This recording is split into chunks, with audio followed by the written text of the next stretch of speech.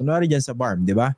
Minsan, dati noong unang panahon, sinusunog yung mga balota. Pero yung ginagawa, kunwari lang paano ko i-seize ng isang kandidato using a private army. Kunin yung machine, tapos lagyan ng preloaded data. Paano yun? Sir Christian, yun ang sinasabi natin. Yung makinang yan, mga kababayan, ito po yung mga scanners lang.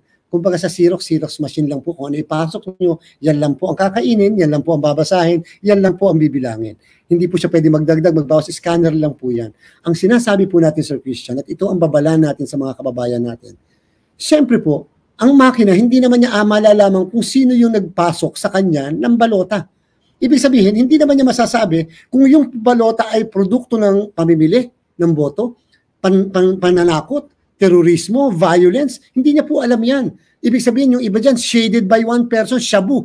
Ibig sabihin, mga tao pala ni mayor, mga tao pala niyang kandidato, yung nag-shade, sila na lang, tinakot ang mga tao, hindi nakapunta sa mismong botohan, o kaya hindi na pumunta dahil nabayaran na. Ang nag-shade na lang, yung mga teachers, halimbawa po, at yun yung mga binabalita dati. Ibig sabihin, hindi na po kasalanan ni makina yun. Yung po ay irregularities outside ng machine. Sapagkat ang makina, kung anong ipasok, basta original na balota ang pinasok, ay yan po ang kanyang bibilangin. Paano kung yung original na balota? Walang tunay na mga botanteng bumoto kung hindi produkto nung mismong sinasabi kong guns, goons, or gold. Okay, linawin ko lang, no? So, hindi posible yung magpasok ng SD card na meron ng resulta sa individual machines.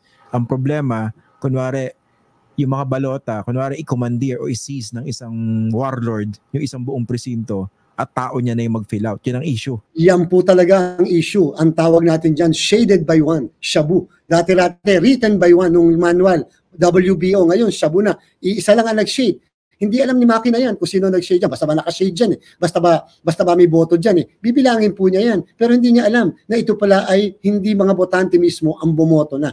Kaya dapat vigilant tayo. Yan po ang pagtulong-tulungan natin. Tulungan yung COMELEC na hindi mangyari yan na may mga botante hindi makakaboto o bumoto man produkto ng pananakot o pamimili ng boto. Ito sabi ni Harold Khan. But values can be pre-stored in a memory block. Even a copier machine can be fitted with a Trojan app. Jailbreak hacks can only need a few lines to exploit and compromise a system. Paano yan? Pero Sir Christian, simula po ng 2010, ayan po, na pumasok na rin sa aking idea dati yan, ako yung nagpa-practice. Pero simula po ng 2010, ako po ay saksing buhay. Ako po ay more or less, bubuhatin ko na ng konti ang bangko ko. 80% ng election cases ay nahawakan natin sa buong bansa. Magsabi po kayo ng posisyon, kahit yung Vice President na posisyon. Alam nyo, Sir Christian, ako talaga nagnanais na sana may makita ako na isang ballot box na binuksan namin, whether kami ang nagprotesta o kami yung pinrotesta, na pagbinilang namin, Sir Christian, ay hindi tumutugma doon sa na-transmit na election returns o na-transmit na result o yung mismong election returns. Sir Christian, ako po wala akong nakita na isa mang presinto na nagkaroon ng substantial change ang boto. Ang boto ni Sir Christian sa election returns ay 100.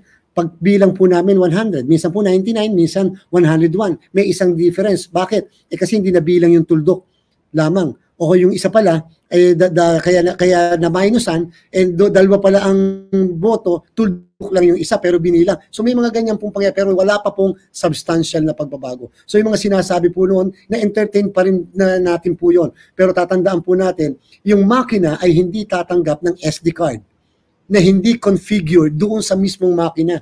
Para pong balota, hindi siya tatanggap ng balota galing sa precinct 2A kung ikaw ay nasa precinct 1A, sapagkat tatanggapin lang niya lahat ng balota galing sa precinct 1A. Ito pala, I'm sure nadidinig ito madalas, no? Marami sa mga taong nagdududa dun sa resulta ng eleksyon sa pagkapangulo ng 2022.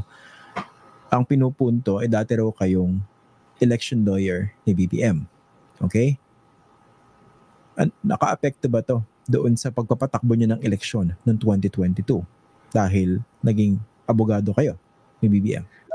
Sir Christian, una muna ako ay pumasok sa commission 2 buwan na lang bago ang election. So number 1 po yun. Number 2, ako naman po yung commissioner lamang nun. Hindi po ako ang chairman ng commission. Iba po talaga ang kapangyarihan din.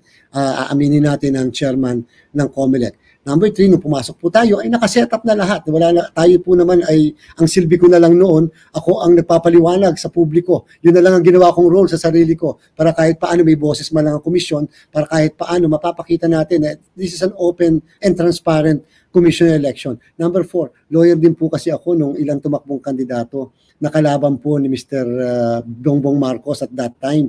Ilang po doon at halos mahigit kalahati sa tumakbong presidential candidate at that time ay lawyer din po ako. In fact, nung ako po ma-appoint na commissioner, ako po at that time ay lawyer ni Mayor Isko Moreno. Ako po ang lead counsel ni Mayor Isko Moreno. Ibig sabihin, hindi po ako ang lawyer ni Bongbong Marcos at that time ng appointment ko bilang commissioner ng COMELEC.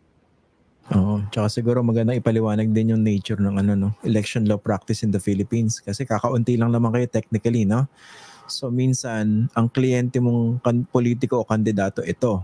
Pero baka sa susunod, ang kliyente mo naman yung kalaban. Tama ba? Tama po yun. At nangyayari sapagkat sa amin po, bawat term o bawat election ay iba't iba na at hindi po yun unethical sapagkat siyempre iba yung issue nung nakarang election, iba yung issue ngayong election. At yun nga po, napaka-limited po ng aking pwedeng participation at that time sapagkat dadalawang buwan nga po ako pina-appointang March, April, May po ang election at that time. Bagamat, again, member pa rin po ako ng commission bilang commissioner at that time na hindi ako na-confirm sapagkat kapo sa panahon ang commission and appointments.